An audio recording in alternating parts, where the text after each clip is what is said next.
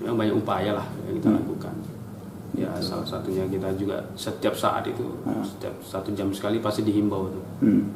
Pak KMA kan sudah membuat edaran untuk menghimbau untuk menjaga integritas. Kita lakukan itu melalui speaker kan kemana-mana setiap 1 jam sekali. 1 jam sekali. Ya kita lakukan, selalu ingat. Kemudian kalau rapat-rapat pasti tema pertama yang akan dibahas tentang integritas.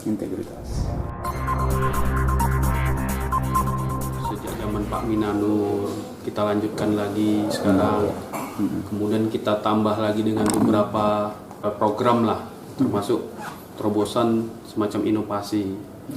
Nah, jadi kita akhir-akhir ini kita mulai sejak tahun 2022 kemarin itu berupaya untuk melakukan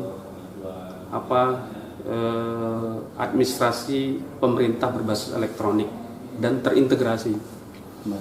Jadi kita merangkul beberapa stakeholder nih yang ada di daerah. Katakanlah dinas Dukcapil, dinas kesehatan, dinas sosial, dinas P3A 2AKB, itu kita rangkul. Kita rangkulin dengan apa? Dengan perjanjian kerjasama dengan Pak Wali Kota. Kita kan salah satu pelayan masyarakat juga, melayani masyarakat Kota Tangerang kan gitu. Nah, jadi bagaimana layanan kita ini bisa terintegrasi nih? Jangan nanti ketika orang mengurus perubahan kartu keluarga, KTP yang ada kaitan dengan pengadilan, itu birokrasinya perpanjang. Setelah dari pengadilan ke Dukcapil lagi, baru selesai. Ini kita coba potong birokrasi itu. Dengan apa? Dengan contohnya kita buat aplikasi namanya Elaksa. Wah, itu Elaksa itu makanan khas Tangerang itu kan, laksa kan. Nah, tapi ada kepanjangannya, elektronik layanan kependudukan satu atap. Nah, jadi semua orang yang misalnya katakanlah ada perceraian misalnya, atau ada perubahan nama, nah itu begitu selesai di pengadilan tidak perlu harus ke Dukcapil, cukup di sini aja mohon perubahan KTP, perubahan KK, itu sudah bisa dilayani di sini dengan aplikasi itu. Nah, nanti sistem yang bekerja. Mereka ajukan permohonan, diverifikasi, validasi oleh petugas kita, sampai ke Dukcapil, Dukcapil memverifikasi, diproses, dikirim lagi ke sini, ke aplikasinya, by sistem tadi, tinggal ambil dari sini. Nah, itu yang kita lakukan. Nah, itu salah satu berupaya untuk memotong birokrasi tadi itu, menjaga integritas itu tadi. Karena kan kalau birokrasi yang bertele-tele, nanti kan dikhawatirkan oknum-oknum juga yang akan menekan. Untuk menekan itu kita coba itu. Kemudian dari sisi keuangan perkara, kita tuh buat sebuah aplikasi, Sikentang namanya, Sistem Informasi Keuangan PN Tangerang. Jadi setiap orang yang berperkara itu selalu dapat informasi update tentang kondisi keuangan perkara dia. Bahkan kalaupun ada sisa panjar, itu nanti diberitahu tuh. Ada sisa panjar, segera diambil. Nah, jadi kita buat sistem seperti itu agar lebih transparan, lebih mudah diawasin lah oleh masyarakat. Nah, jadi itulah upaya-upaya kita, bagaimana kita membuat sistem yang sudah dibangun dulu oleh Pak Minanur itu kita coba teruskan dengan berbagai macam inovasi lah. Itulah upaya kita. Mungkin dari situ yang kita upayakan itu. Apalagi Mahkamah Agung sekarang kan sudah membuat sistem peradilan pidana berpadu kan, terintegrasi. Jadi kejaksaan tidak perlu berkas tebal-tebal itu langsung ke sini, cukup dengan mengirim dokumen apanya saja, PDF-nya saja, elektronik dokumennya kita sudah bisa validasi, bisa didaftarkan langsung perkara di sini.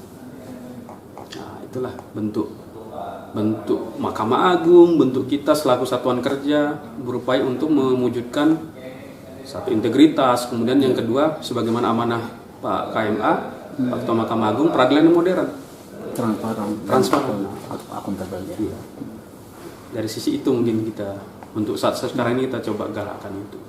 Oke, baik. Terus kemudian setelah sudah pergantian daripada Pak Minan dengan ketua yang sekarang Pak Barita Sinaga, inovasi-inovasi yang dimunculkan yang terbaru Ada kira-kira? Itu tadi saya sampaikan tadi. Iya. Nah, itu masa Pak Berita itu Elaksa, isi kentang.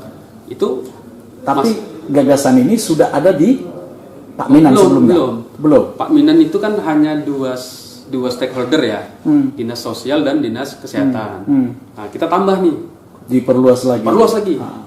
Kita dinas Dukcapil, Iya. dinas P3AKB. Oke. Nah, kita coba rangkul ini. Hmm. Nah, dinas P3A2PKB ini terkait dengan penyediaan konselor untuk perkara anak yang berhubungan dengan hukum, Ya. baik dia saksi maupun korban. Oke. Nah, jadi kan itu perlu pendampingan lah seorang konselor ya, pendampingan lah untuk mendampingi dia setiap saat kan. Nah, jadi sebelum persidangan didampingi, orang tua juga didampingi kalau memang dibutuhkan itu. Nah, itu disediakan oleh dinas P23KB itu. Nah, itu dengan merangkul wali kota. Nah, kita coba itu. Kemudian dinas Dukcapil juga kita sekarang mengembangkan ke kabupaten. Nah, kemarin wali kota Tangerang, sekarang kabupaten. Karena yang sangat membutuhkan sebenarnya kabupaten. Karena kabupaten jaraknya jauh kan. Jauh. Kalau masyarakat nanti harus bolak-balik ke Tangerang, ke Tiga Raksa, Tangerang, apalagi kalau rumahnya lebih jauh lagi dari Tiga Raksa sana kan. Itu kan membutuhkan waktu, biaya juga, tenaga kan. Tapi sejauh ini efisiensi daripada sistem seperti yang tadi itu, yang sudah terbangun tadi itu bagaimana? Dari apa namanya itu, dari tanggapan dari masyarakat sendiri? Apakah memang mereka itu merasa terbantu atau bagaimana, Pak? Iya, merasa terbantu, terutama stakeholder kita ya, dinas Dukcapil itu, karena selama ini kan ya mereka juga miss data lah terkait dengan masyarakat yang berhubungan dengan hukum itu kan kadang kan ya kalaupun misalnya katakanlah cerai, udah cerai gitu aja. Kadang kakaknya masih seperti itu, masih satu rumah lagi, nggak jelas statusnya apa. Nah, padahal sudah nggak lagi satu rumah. Tapi dengan kita putuskan cerai misalnya, nah itu secara otomatis kakaknya dipisah. KTP juga berubah statusnya, jadi nikah, jadi ya Pak Janda atau Duda kan gitu. Nah, itu kan lebih yes, dari sisi data kependudukan kan lebih update kan. Sebenarnya itu intinya. Data kependudukan update, masyarakat terbantu mudah.